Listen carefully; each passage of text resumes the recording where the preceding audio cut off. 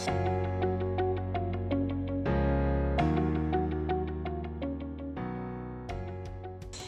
guys, it's Nikki here. I'm here today to give you my end of year video that tells you kind of the major books on my radar for my 2022 TBR.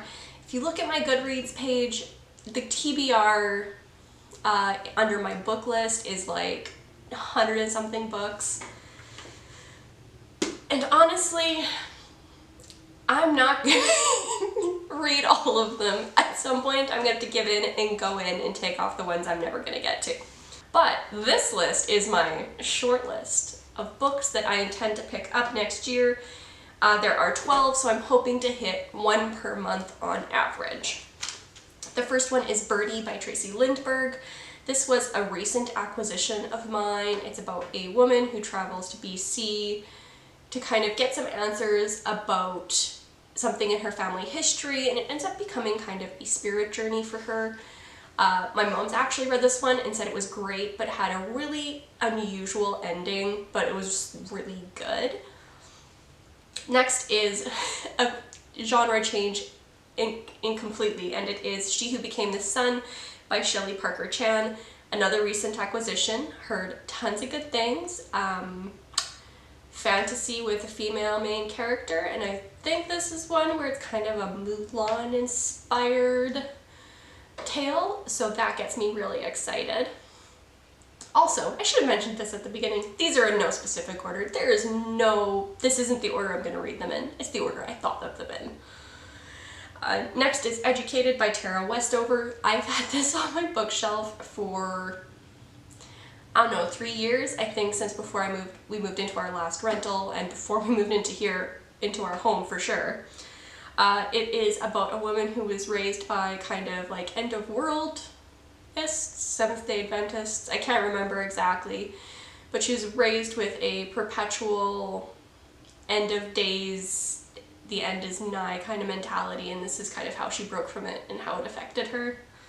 I've only been told good things about this memoir. The next one I want to read is The Only Good Indians by Stephen Graham Jones. I don't even remember anything about it, but I just remember that Kayla from Books and Lala really liked it, and I really hit gold reading a lot of books that she really liked this year, so I'm hoping that this one will be a hit for me in 2022. Next is The Hollow Places by T. Kingfisher. The Twisted Ones was recommended to me using my TBR subscription service, and I loved it. It's my favorite kind of horror. And I saw that T. Kingfisher had a couple other books out, so I'm going to pick them up, and I think The Hollow Ones is one of their most recent editions, so I'm excited to pick that up as well. Next is A Natural History of Dragons by Marie Brennan. This is a book that wasn't on my radar. I didn't know it existed until I watched a review from Murphy Napier. I was really intrigued. Mostly what calls out to me about it is how she described kind of the writing style. It's like a series of like memoirs and travel diaries, kind of, so it'll have a very kind of traveling botanist scientist feel to it, especially with somebody who's kind of breaking the gender norms from my understanding, so I'm really excited to pick that one up. Just the kind of biology, science feel from the 1800s is really appealing to me. Next is The Good Lie by Ar Torre. I have not read this, I've read nothing by this author. However, I had a coworker who knows how much I love reading recommend it to me. Her exact words were like, I don't know how it compares to other books, but I really liked it, and she kind of said straight out like it's best if you don't know anything going in, so I'm going to see if I can borrow that from her and knock it out of my TBR next year. Next is The House in the Cerulean Sea. I keep putting this onto my monthly TBR, taking it off, waiting a month and putting it back on, and I just have not been able to get to it.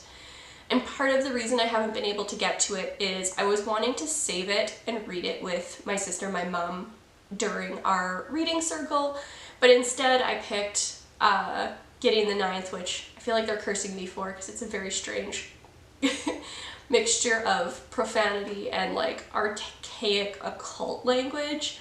So yeah, I just haven't gotten to it yet, but I'm really excited. It sounds like my kind of soft magic. And speaking of Gideon the Ninth, the next book that I want to read next year is Harrow the Ninth by Tamsin Muir. I am enjoying it so much. I love Gideon's character, I love Harrow's character, and I'm excited to have a book from her perspective, even though I haven't even finished Gideon the Ninth. We're only like 50% of the way through. So this will be a later in the year read because I need to finish this book with my mom and sister first. Next is Amelia Unabridged by Ashley Schumacher. This one sounds like it'll be kind of weird, and I don't entirely know if I'm gonna love it, but it was on my TBR, and I think I'll be able to find it pretty easily through my library. It is a book about grief and kind of like weird things happening. I don't even know if I want to say it's a mystery thriller because I have no idea because I've never read it, but it sounds kind of weird and kind of cool, so. And if they use weird topics to explore grief, that's something I typically really enjoy, so I'm excited for that part. Next is a book I intended to read because this year, for 2021, I, in January, said something dumb like, I'm gonna read one big book a month, and that didn't fucking happen at all. So, The Priory of the Orange Tree by Samantha Shannon is on my reading list for next year. I think I'm gonna have to start it in January and give myself a couple months unless I get really, really into it, because I've been really struggling to read in the evenings lately and I couldn't tell you why. And the 12th and final book on this list is Lab Girl by Hope Yarin, or Jarhan. I think it's Yarin. And I'm excited for this one just because of my background in biology. I work in a medical lab in a hospital right now.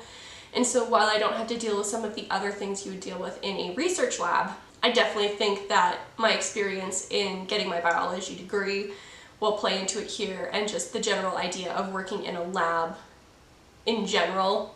There's probably a lot of overlap there as well, so I'm excited for that, to see that and how it kind of falls out. But that's it. That's all. That is my 2022 TBR. It's a mixture of things I've bought this year that I think I'm going to easily be able to get from the library, and I'm really just hoping to get one of these out a month, and we'll see how it goes. I will see you guys in the next end of year video, and enjoy your festive season. Peace.